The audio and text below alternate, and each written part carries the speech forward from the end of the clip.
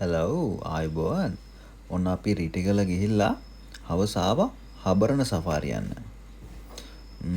අපි චෙකින් වෙලා දැන් ඇතුළට මීට යනකොට ඇත්තරම කියන්න ඕන මේක කිසිම තේරුමක් නැති ගමනක්. මේ මීටගෙන ගියාට අලි 3-4 දෙනෙක් දැක්කා. ඈතින් දඬුලේනෙක් දැක්කා. මොනරෙක් දැක්කා. තමනද අපි දැක්කේ? පොඩි වැවක් වගේ තියෙන දැක්කා. මේ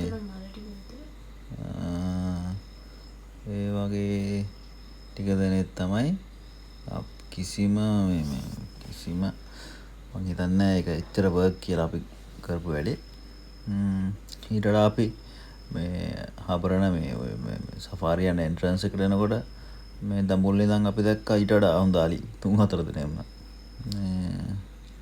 දඬුලේ එන්නුයි. ඔහොම තමයි ඉතින් සෆාරි කතන්දරේ. මම නම් කියන්නේ හබරණ සෆාරි නම් යන්න එපා. ඔය පේන්නේ ඈති අලි 3 දෙනෙක්ද කොහෙ ඉන්නවා.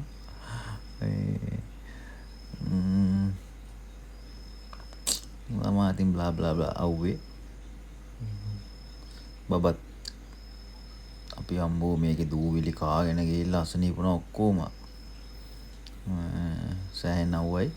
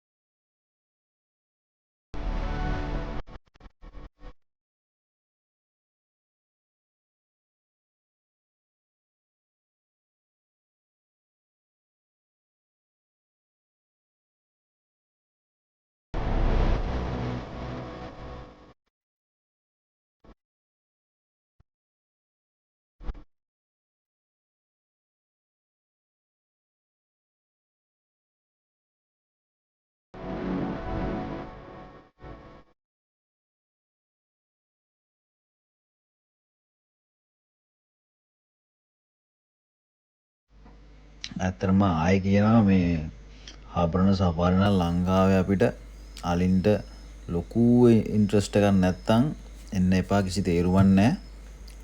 ඈතින් ළඟ එන්න පුළුවන් අලි 3-4 දෙනෙක් විතරයි බලන්න පුළුවන්.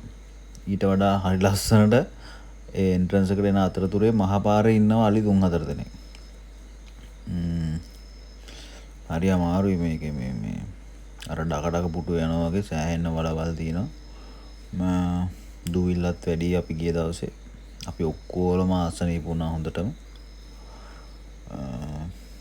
අර ඈතින් පේන ලොකු ගල් කන්දක් වගේ ඒක තමා ඇත්තටම ඉන්ට්‍රස්ට් උනේ මට නම්. ඒක විතරයි වෙන මොකුත් නෑ මේකේ. නිකන් මේ කැලයක් කියලාවත් කියන්න බෑ ගෝතමාලා වගේ තියෙන දිගටම. හොඳ ඔය පොඩි වැවක් තියෙනවා. ඔතන මොන්රෙක් හිටියා. ඉන්නේ මොන්රා. එච්චර තමයි. ඉතින් දැන් අපි 80%ක් විතර ටුවර් එක ගිහිල්ලා ඉවරයි. දැන් අපි ආයේ back to home. මේ මං හිතන්නේ අපි දැන් ත්‍රිකුණාමලයේ පාරේ ඉන්නේ.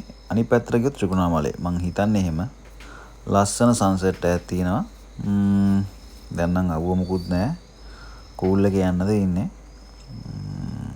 පාර අපි ගියා බාප්පිලායි ක්වාටර්ස් එකට. රෑ ඉඳලා තමයි ඊට පස්සෙන්දට අපි ආයේ මේ ගෙදර එන්න මේ ලෑස්ති වුණේ. මේ අපි කට්ටියත් එක්ක පොඩ්ඩක් ඔතන බලන්න ගියා. දැන් මේ උදේ පාන්දර හැමෝන්ටම ඇඟට අමාරුයි. ඔය කවින්ද මල්ලි තමයි අපිව මේ විල්පත්තු එක්කන් යනවා කියලා මේ හබරණ එක්කන් ගියේ.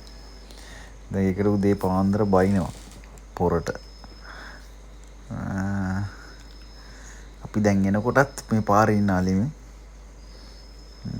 බබාට අලි පෙන්නනවා මයි අප්පච්චි.